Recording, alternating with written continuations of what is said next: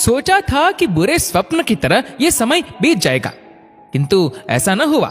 पूरे 1 वर्ष के बाद भी हम कोरोना के चक्रव्यूह में उलझे हुए हैं। इस दौरान न जाने कितने लोगों ने अपने प्रियजनों को खोया और कितने लोग जीवन बसर के लिए साधन भी नहीं जुटा पा रहे।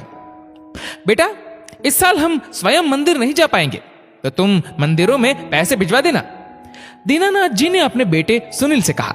सुनील अपनी दवाई की दुकान के लिए निकल ही रहा था। उसने भी पिताजी से हाँ कह दिया और चला गया। सुनील की पत्नी रितु, जो स्कूल में पढ़ाती है, अपनी क्लास लेकर कुछ घड़ी आराम से बैठी थी कि उसकी कामवाली ने आकर कहा, दीदी कुछ पैसे चाहिए एडवांस। रितु ने पूछा, अरे तुम अभी 5,000 तो एडवांस ले चुकी हो, अब क्या हुआ? दीदी, इनकी नौकरी छूट गई है और गांव में भी अब कोरोना फैल गया है। सास ससुर भी घर से बाहर नहीं निकलते, कोई आवक नहीं, क्या करूं? कामवाली रोते हुए बोली। रितु ने पर्स से कुछ रुपए निकालकर दे दिए। उसकी सास ने देखा और शाम को बहू से बोली, बेटा तुम और सुनील लोगों की मदद करते हो, अच्छी बात है। तुम दोनों के काम में कोई परेशानी नहीं, इसलिए तुम पैसे देकर मदद कर रहे हो, लेकिन कब तक? क्यों ना तुम कुछ ऐसा करो कि इन लोगों को काम मिल सके और इन्हें पैसे उधार न लेना पड़े।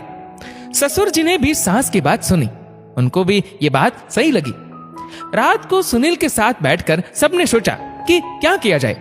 पिताजी ने कहा, सुनील इस बार तुम मंदिर में देने वाली राशि का आधा हिस्सा लोगों की मदद में लगा दो। पुजारी जी की भी जीविका में भी कोई बाधा ना आए, गौशाला भी चलती रहे। कामवाली के पति की नौकरी नहीं है, तो क्यों ना उसे एक सिलाई मशीन खरीद दे ताकि वो मास्क बनाकर बेचे, या फिर सब्जी का ठेला खरीद दे ताकि कुछ तो आवक हो। बहू को पिताजी की बात बहुत अच्छी लगी।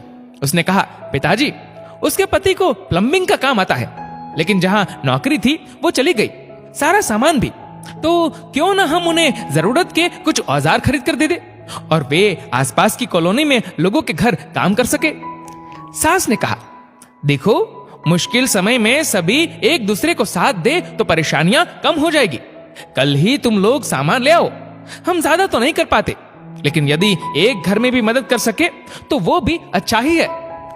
अगले 1 हफ्ते के भीतर ही सामान आ गया और सुनील ने उनको दे दिया और अब धीरे धीरे ही सही एक घर में दोबारा खुशियां आने लगी। आज यदि समर्थ व्यक्ति एक जरूरतमंद की मदद के लिए आगे बढ़े तो मुश्किल का समय थोड़ा आसानी से गुजर जाएगा। दोस्तों, ये कहानी लिखी है पायल धाबलिया ने। आपकी इस वीडियो के बारे में क्या राय है नीचे कमेंट करके जरूर बताएगा, और वीडियो अच्छा लगा हो तो वीडियो को लाइक करिएगा, शेयर करिएगा ज्यादा से ज्यादा लोगों तक, और ऐसे ही और भी इंस्पिरेशनल वीडियोस के लिए सब्सक्राइब करें हमारे यूट्यूब चैनल को और फेसबुक पर फॉलो करें हमारे पेज को। धन्यवाद।